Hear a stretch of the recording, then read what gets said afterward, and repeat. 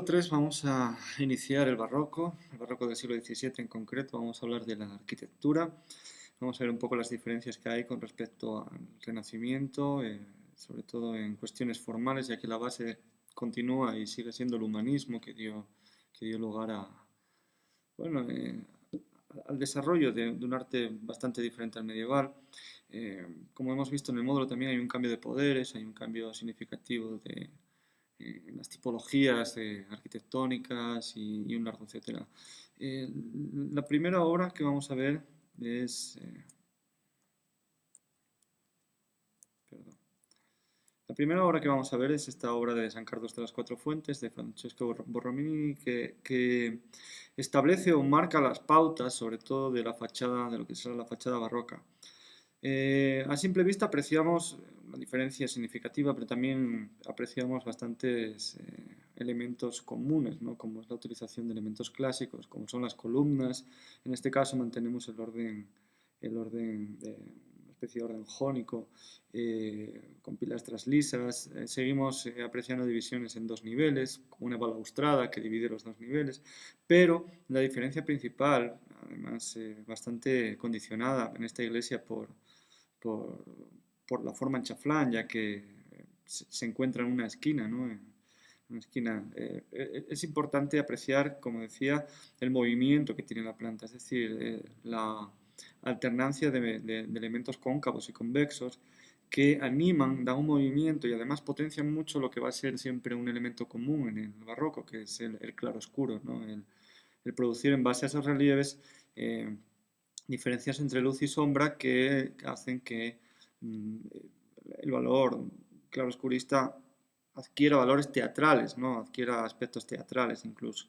Si se fijan en la planta es una planta centralizada, ocurre exactamente lo mismo, hay un movimiento muy ágil de líneas, no es la típica...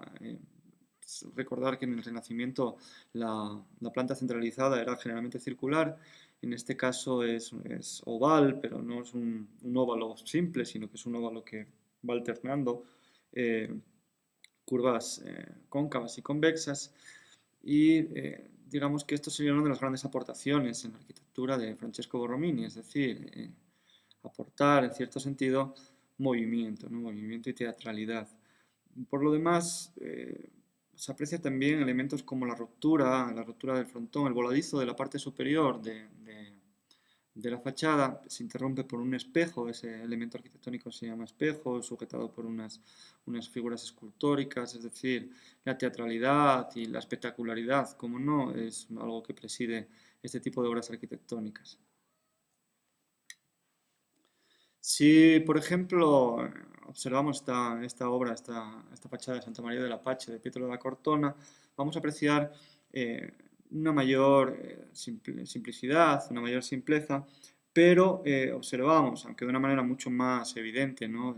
La alternancia otra vez de líneas, ¿no? Vemos un cuerpo central con un pórtico, un pronaos, que sobresale de manera, al menos la planta inferior de esta fachada, ¿no? Sobresale de una manera convexa, mientras que el cuerpo que está detrás, el cuerpo que cierra la calle, que cierra esta pequeña plaza, son dos cuerpos cóncavos que además tienen esa interrelación con las volutas, que esos cuerpos que vemos a los lados, que integran ambos niveles, ¿no? Vemos un nivel mucho más horizontal abajo y la parte de arriba. El claroscuro es muy importante. La animación no es una animación tan evidente o en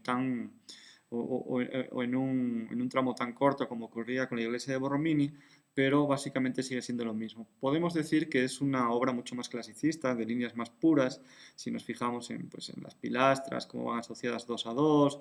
Hay mayor alternancia de líneas rectas, ¿no? A pesar de este movimiento, y podemos decir que es una obra mucho más sobria, una obra mucho más sutil en ese sentido. Carlo Fontana, con esta fecha de San Marcello el Corso, lo que hace es justo lo contrario. En lugar de poner un primer elemento, un primer cuerpo recto, convexo, lo que hace es que sea cóncavo, es decir, da una apariencia envolvente. Los elementos vuelven a ser los mismos, ¿no? Son la división en dos niveles, en este caso no hay volutas, hay una especie de palmas esculpidas que unen o facilitan la transición entre ambos cuerpos, el inferior y el superior. El superior está presidido por un frontón triangular y el inferior un frontón semicircular que está interrumpido por una especie de rectángulo, una especie de cuadro relicario rematado a su vez por otro frontón triangular. Vuelve a aparecer el juego entre claroscuros, vuelve a aparecer sobre todo esa sobriedad, digamos, de un barroco más o menos clasicista de la primera mitad del 17,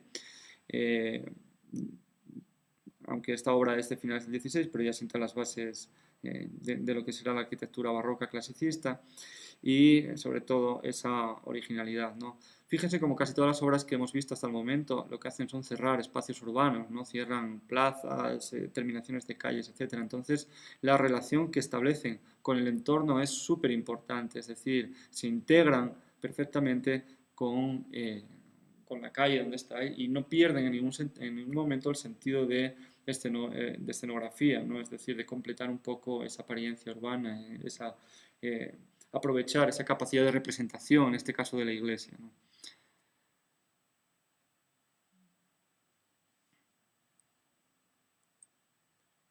Guarino Guarini destaca sobre todo por realizar un barroco muy particular, un barroco muy personal. En esta cúpula de San Lorenzo lo que apreciamos sobre todo es la influencia mozárabe, una influencia mozárabe en esos entramados, esas nervaturas en la cúpula, esa transición a la linterna, ¿no? Una linterna que es octogonal en este caso, le sirve de un doble sentido, ¿no? Por un lado, le sirve de manera estructural, ya que tenemos una cúpula muy ligera y una cúpula que no necesita tambor para sujetarse, y además a nivel ornamental introduce algo que es muy curioso, ¿no? En este periodo del barroco, es decir, hay una apariencia, como he dicho antes, de gran influencia morisca.